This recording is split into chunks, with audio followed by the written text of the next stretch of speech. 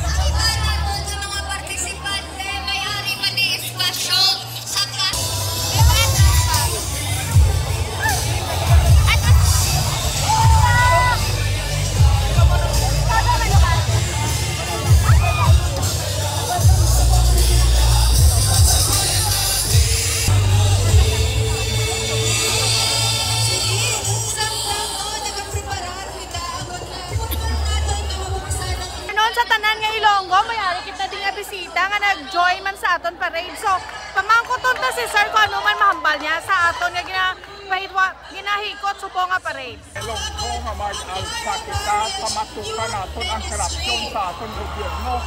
Hindi ni dapat matabo, mga kongresista, mga kontraktor, kinakawat ang ating nga kwarta, mag-alsa kita. Tama sir, no? Maghukom kita. Oo. Pamatukan natin ini.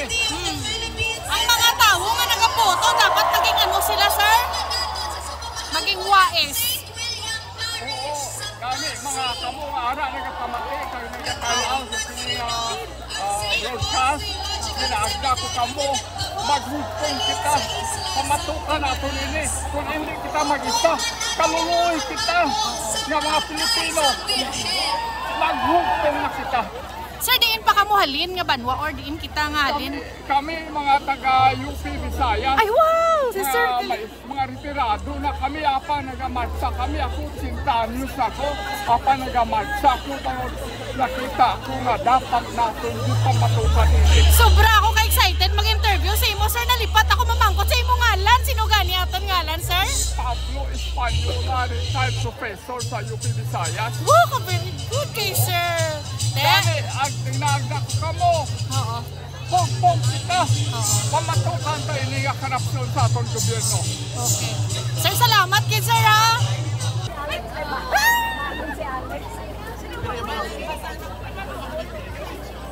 Hello guys, ari naman kita diri subong sa mga nag-attend sa rally. So, may na-interview na kita nga isa ka professor from UP. So, subong nagpangita naman ako sang isa ka youth nga makahambal man sang iya nga ibubuton about sa nagkalatabo sa Pilipinas. So, may nakita kita. Interviewon ta si Miss Guapa. Sino kay ngalan taga? I'm Chris po. Okay ka. So ano ang mahambal mo about sa nagakalatabo subong nga news sa aton nga country about sa corruption? Of course po, first of all, super happy din sa mga nagkalatabo subong since tuwidugay na gid nga mo ni ang nagkalatabo sa aton, pero like of course like ako man subong lang gid naman do nag-boom gid siya, pero happy man at the same time kay natatagaan na siya, like justisya a little bit attention man, and subong super happy kami nga ari sa ilong mag-rally para muna kami tintragin kami kay like gusto ginamon nga may managot nga may makulong din sa mga kalatabo mula na sa mga grabe ang korupsyon sa Senate hearing subong like grabe na ganyan. So ano mahambal mo man sa filo mo nga youth nga para makabulig man sila sa aton country? Anong mahambal mo sa ilaga? Like ano lang gid, ipaano nyo lang gid yung boses, I-voice. oo, yung inyong voice lang gid kay Voice out. hindi matibig sabihin nga wala ka mo di subok as wala na gid ka mo ya ilabot mo, like even in social media man nga daan pwede na to siya nga mapahiwatig man din.